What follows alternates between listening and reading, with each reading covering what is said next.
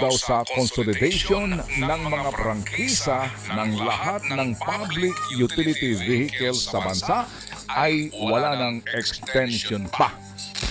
Ito ang sinasabi ng DOTR-LTFRB at maging ng Pangulong Marcos Jr. mismo. Ito na ang kahuli-hulihang deadline extension. Pang-walo na ito na extension. Buti nga po naman sabi ng iba, para magkaalaman na. Uubra ba ang programang ito ng gobyerno sa uri ng kanilang ginagawang pagpapatupad? Wala po namang kwestiyon sa magandang adhikain ng PUV Modernization Program. Layunin nito na mapalitan ang mga kakarag-karag at luma ng tradisyonal at ilang pang mga modelo ng sasakyang pampubliko na bumabiyahe sa ating mga lansangan para sa kaligtasan at komportableng biyahe ng mga mananakay at maging ang pangangalaga sa kapaligiran sapagkat sobrang nga naman at madumi ang usok na binubuga ng mga makina ng lumang PUVs na ito. Ang programa ay mayroong 10 components at sa 10 components na ito, ang pinaka-importante ay ang Route Rationalization Plan, Government Equity and Financing, Consolidation of Franchise at Fleet Modernization. Ang Route Rationalization Plan ang siyang sisiguro na sapat ang bilang ng PUV units na babiyahe sa isang partikular na ruta para masiguro na may masasakyan ang commuters. Hindi mag-aagawan ng pasahero ang mga pumapasada at tiyak nakikita ang mga papasada sa ruta at makakabayad sa inutang nilang units. Gagamitin ang Route Rationalization Plan para sa interregional, interprovincial routes at maging sa tinatawag na MUSEP area o Metro Manila Urban Transport Integration Study Update and Capacity Enhancement Program na kinabibilangan ng NCR at mga karatig lalawigan sa Region 3 o Central Luzon at Region 4A o Calabarzon. Ang paglalatag ng mga ruta at franchise para sa loob ng Metro Manila, palabas at papasok ng Metro Manila, interregional, interprovincial ay responsibilidad ng DOTR-LTFRB. Habang ang sinasabi pong Local Public Transport Route Plan o LPTRP ay para po naman sa biyahe sa loob ng lokalidad ng bawat bayan, lungsod o probinsya. At ang Local Route Plan na ito ay responsibilidad ng mga lokal na pamahalaan. Ang government equity ay ang tulong pinansyal ng Estado sa mga lalahok sa programa. 210,000 pesos ang ambag ng gobyerno sa bawat Class 1 modern unit at 280,000 pesos naman para po sa Class 2, 3 o 4 na modern units na bibilhin. Bigay lang po ito, ambag lang po ito, subsidiya po ito. Ang financing ko naman o pagpapautang ay gagampanan ng Land Bank of the Philippines at Development Bank of the Philippines. 7 years to pay at 6% interest per annum. Ang franchise consolidation ay nangangahulugan na ang lahat ng jeepney drivers and operators ay kailangang bumuo ng korporasyon o kooperatiba na ang bilang po ng miyembro hindi dapat bababa sa 15 para pag-isahin ang kanilang operasyon. Nangangahulugan na wala ng single proprietorship o prangkisa na ibibigay po ang LTFRB sa sinumang operator ng pampublikong transportasyon maliban sa korporasyon o kooperatiba. Ang fleet modernization ay ang pagpapalit ng mga luma at traditional na mga jeepney, UV Express, at minibus sa mga bago at modernong sasakyan na ayon sa tinaguriang Philippine National Standards. Mula po yan sa Bureau of Philippine Standards na nasa ilalim po naman ng Trade and Industry Department. Ang standard para sa sinasabing modernong PUVs ay hindi pa final, hindi pa pinal. Sa hearing po na ginawa sa Kongreso, ang impormasyon na ito ay napakinggan natin na nagsasabi na ang halaga umano ngayon ng bawat modern jeepney ay mula 2.3 hanggang 2.8 million pesos.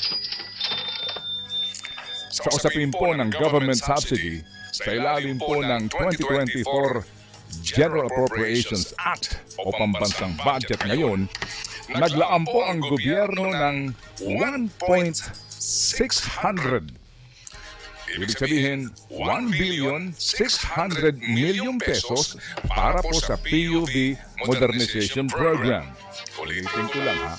Sa usapin po ng government subsidy, sa ilalim po ng 2024 General Appropriations Act o pambansang budget, naglaan ang gobyerno ng 1,600,000,000 pesos para sa PUV Modernization Program. Subalit, hindi buo na 1.6 billion pesos ang nakalaan para sa pagbili ng modern units. Kasama na sa perang ito ang gastusin ng DOTR-LTFRB para sa pagbuo ng local public transport route plans at ilang pa aktibidad para nga sa pagpapatupad ng programa. Kung ang pagbabasehan po ay ang inilabas na bilang ng LTFRB sa lahat ng uri ng land public transportation na kasama po sa naturang programa, 191,730 units ang kailangan pong magpalit ng modernong sasakyan. Sa bilang na ito, kung Class 1 ang uri ng modern PUV sa halagang 210,000 pesos na government subsidy, kakailanganin po ng gobyerno ng 40.2 billion pesos. Kung Class 2 pataas naman, sa 280,000 pesos na government subsidy per unit, kailangan natin ng 53.7 billion pesos. Bagamat hindi po naman mangyayari agad-agad ang conversion ng lumang public utility vehicles tungo sa modernong units, taon-taon, pataas ng pataas ang presyo ng mga ito. Sa aspeto po ng financing, lumabas nga po sa pagdinig ng Committee on Transportation sa Kamara na kailangan umanong kumita ng kooperatiba ng hindi bababa sa 40,000 pesos kada buwan para makabayad sa uutangin nitong 2.8 million pesos sa isang unit ng modern vehicle. Hindi pa umano kasama rito ang gastos sa krudo, maintenance, cooperative management at ilang pang gastusin. Ang bawat unit umano ay kailangan kumita ng 4,000 to 5,000 pesos a day para makabayad sa inutang sa bangko at sa maintenance ng mga sasakyan. Hindi pa kasama ang dapat nakitain ng driver ng unit. Dahil kung ang hangad raw po ng kooperatiba ay kumita ng 1,500 hanggang 2,000 piso bawat araw ang tsuper, kailangan na 7,000 pesos. 7,000 piso umano ang kitain ng bawat unit sa bawat araw. Ayon sa Land Bank of the Philippines, 5 sa 100 kooperatiba at halos 50 korporasyon na umutang sa kanila ang hindi na nakapagbabayad sa takdang panahon. Ayon po naman sa Development Bank of the Philippines, 30 sa mga umutang sa kanila ay hindi na nakapagbabayad at ang halagang inutang ay umabot sa 1.8 billion pesos. Sa mga pahayag po ng ilang opisyal ng DOTR at LTFRB, pagkatapos ng consolidation, ay binibigyan pa ng 27 buwan ang mga kooperatiba at korporasyon bago tuluyang makapag-modernize ng kanilang mga units. Subalit, ang 27 months na ito ay pawang mga salita lamang. Walang anumang kasulatan na maaaring panghawakan sa sinasabing haba ng palugit na ito. Ito ang paliwanag ni Undersecretary for Road Transport and Infrastructure, Andy Ortega, tungkol sa 27 months na palugit na ito at kung kailan talaga ito magsisimula. Ganito po yun. That will only start kung natapos na po yung route rationalization or tinatawag po ng LPTRP. Kunyari po, magkakaroon na ng LPTRP sa, kunyari, let's think about activity, CTX, kunyari by 2025, start na po or meron ng LPTRP, meaning the process has been done. So, pagdating po ng January 25, doon na po magsisimula yung sinasabi natin, pinag-uusapan natin 27 months. Hindi pa muna siya magsisimula hanggang hindi tayo nagkaroon on that LGU, on that city, ng LPTRP po. Yun yung proseso at per question when it will start.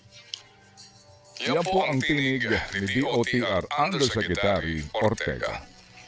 Kung ganun na magsisimula lamang ang fleet modernization kapag meron ng route plan para sa interregional, interprovincial at municip area, mukhang mahaba-habang panahon o taon pa ang bibilangin bago maisakatuparan ang actual na modernization sapagkat ayon sa datos sa website ng LTFRB wala ni isang PUJ route sa kahit na anong rehiyon ang may approved MUSEP o interregional, interprovincial route rationalization plan.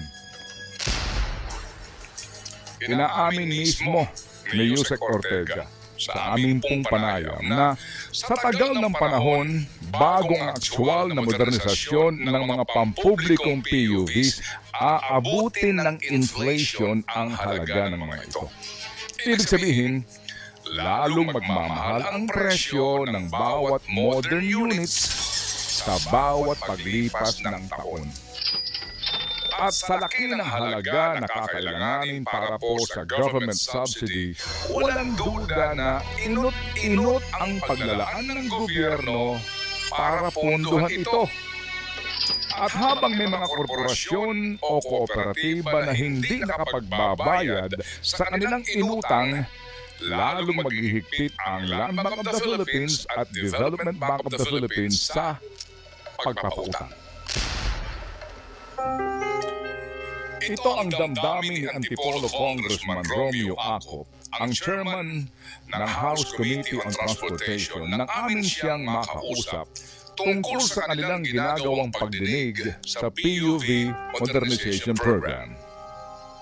Ang worry ko, na-establish din doon sa hearing na there are already o meron ng mga kooperatiba na hindi na nakapagbayad doon sa amortization ng mga sasakyan na kinuha po nila.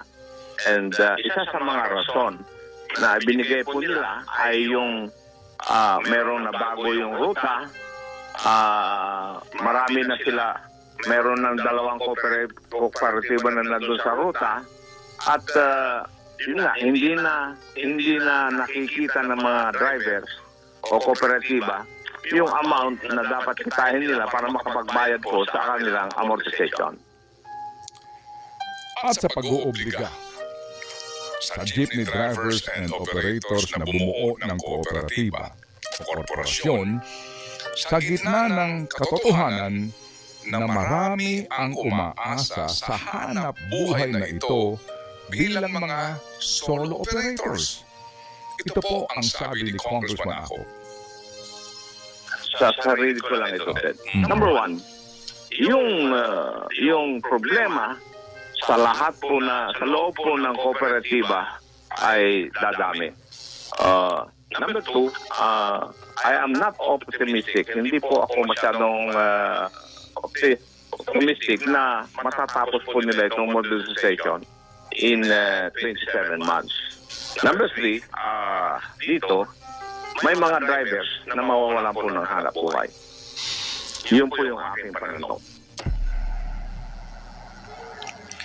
Kung pagbabasehan ang pinakahuling impormasyon galing mismo sa LTFRB, na sa Metro Manila pa lamang meron pang 23,538 PUV units ang hindi nakapagbuo ng kooperatiba o korporasyon. Ipinangangahulugan na libo-libong pamilyang Pilipino ang mawawalan ng pagkakakitaan. Habang hindi may tatanggi na ang epekto